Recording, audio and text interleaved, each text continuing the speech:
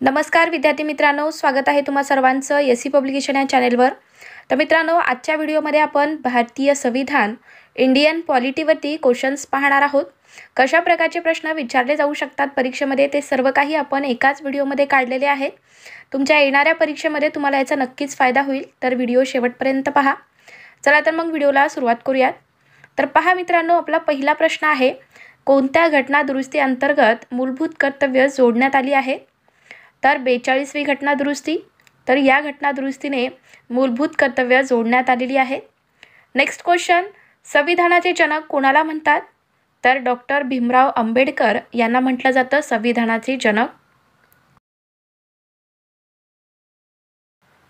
संविधानाच्या कोणत्या भागात मूलभूत अधिकार आहेत? तर भाग 3 मध्ये आहेत मित्रांनो। संविधानाच्या भाग 3 मध्ये मूलभूत अधिकार दिलेले आहेत। तर अनुच्छेद किती? तर अनुच्छेद 12 ते 35 मध्ये आहेत, लक्षात ठेवा। चला नेक्स्ट क्वेश्चन, पहिली घटना दुरुस्ती केव्हा झाली आहे? तर 1951 ची आहे पहिली घटना दुरुस्ती। पुढचा प्रश्न पहा, स्वातंत्र्यानंतर संविधान सभेचे पहिले अध्यक्ष कोण होते? तर डॉक्टर राजेंद्र प्रसाद हे होते स्वातंत्र्यानंतर संविधान सभेचे पहिले अध्यक्ष होते डॉक्टर राजेंद्र प्रसाद। भारतीय निवडणूक आयोगाची स्थापना केव्हा झाली? तर 25 जानेवारी 1950 ला झालेली आहे।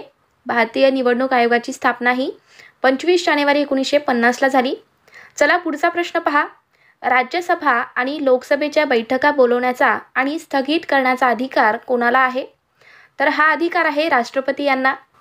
चला पुढचा प्रश्न पहा, भारतीय राज्यघटनेच्या कोणत्या कलमानुसार राष्ट्रपतींना माफी देण्याचा अधिकार आहे? तर कलम 72 नुसार।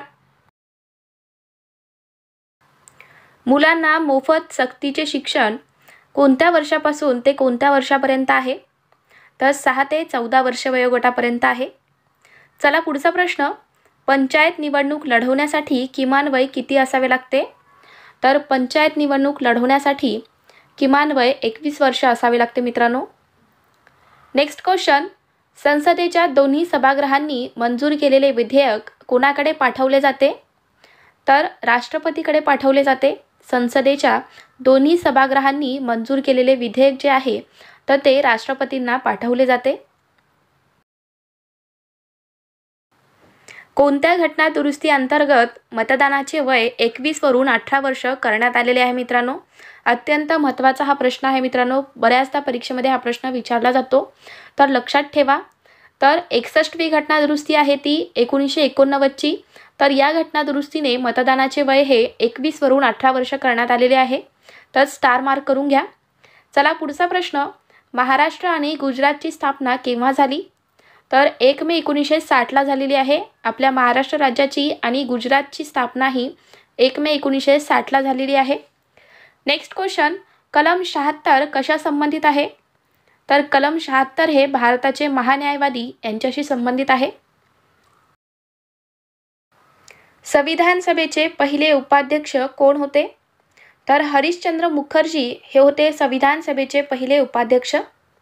नेक्स्ट क्वेश्चन, वार्षिक आर्थिक विवरणाची तरतूद कोणत्या लेखात नमूद केली आहे? तर अनुच्छेद 112 मध्ये आहे। पुढचा प्रश्न पहा, संसदेच्या 2 अधिवेशनामध्ये कमाल किती अंतर असू शकते? तर 6 महिने, कमीत कमी 6 महिने असायला पाहिजे। संसदेच्या 2 अधिवेशनामध्ये अंतर हे 6 महिने असावे लागते। कोणत्या घटना दुरुस्तीनुसार मालमत्तेचा अधिकार काढून टाकण्यात आला आहे? तर कोणती घटना दुरुस्ती आहे ती? तर 44वी घटना दुरुस्ती आहे 1978 ची।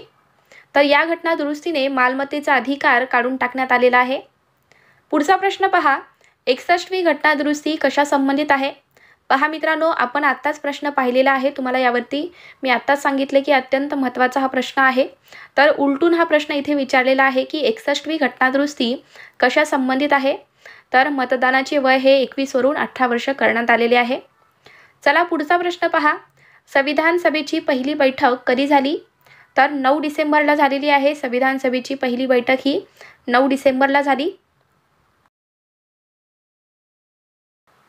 राज्यघटनेच्या कोणत्या अनुच्छेदात राज्य धोरणाची मार्गदर्शक तत्त्वे नमूद केली आहेत?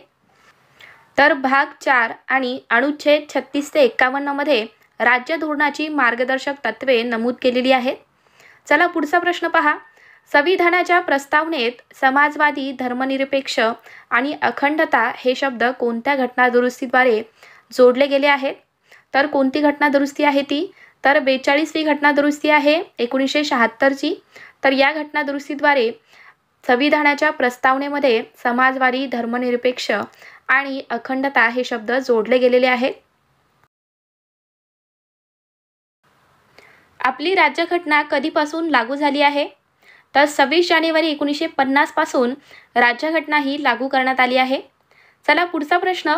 मूलभूत अधिकार कोणत्या देशाच्या राज्यघटनेतून घेतले गेले आहेत? तर मूलभूत अधिकार हे अमेरिकेच्या राज्यघटनेतून घेतले गेलेले आहेत मित्रांनो. पुढचा प्रश्न पहा. राष्ट्रपतीवर कोणत्या कलमाखाली महाभियोग चालविला जाऊ शकतो? तर कलम 61 नुसार राष्ट्रपतीवर महाभियोग चालवला जाऊ शकतो. तर मित्रांनो, महाभियोग म्हणजेच काय? तर राज्यघटनेचा उल्लंघन केल्याबद्दल राष्ट्रपतींना त्यांच्या पदावरून हटवले जाते. तर त्याच प्रक्रियेला महाभियोग असं म्हटलं जातं. मूलभूत कर्तव्य कोणत्या अनुच्छेदात वर्णन केली आहेत? तर अनुच्छेद 51 मध्ये वर्णन केलेली आहेत. या अनुच्छेदात मूलभूत कर्तव्य दिलेली आहेत. चला पुढचा प्रश्न. समानतेचा अधिकार कोणत्या कलमात नमूद केला आहे? तर समानतेचा अधिकार हा कलम 14 ते 18 मध्ये आहे. Next question. कोणत्या घटनादुरुस्तीला मिनी घटनादुरुस्ती म्हणून ओळखतात? तर 42वी घटनादुरुस्ती आहे 1976ची.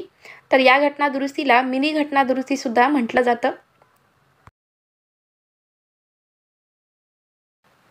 भारतीय राज्यघटनेच्या कोणत्या कलमात अस्पृश्यता संपवण्याची तरतूद आहे? तर कलम 17 मध्ये आहे. पुढचा प्रश्न पहा.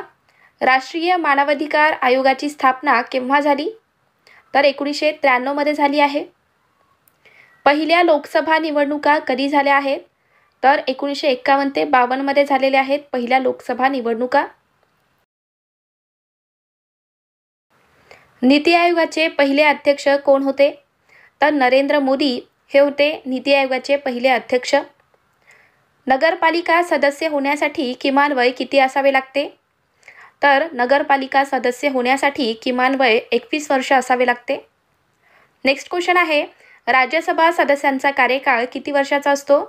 तर त्यांचा कार्यकाळ हा 6 वर्षाचा असतो. भारताची राज्यघटना किती दिवसात तयार झाली आहे?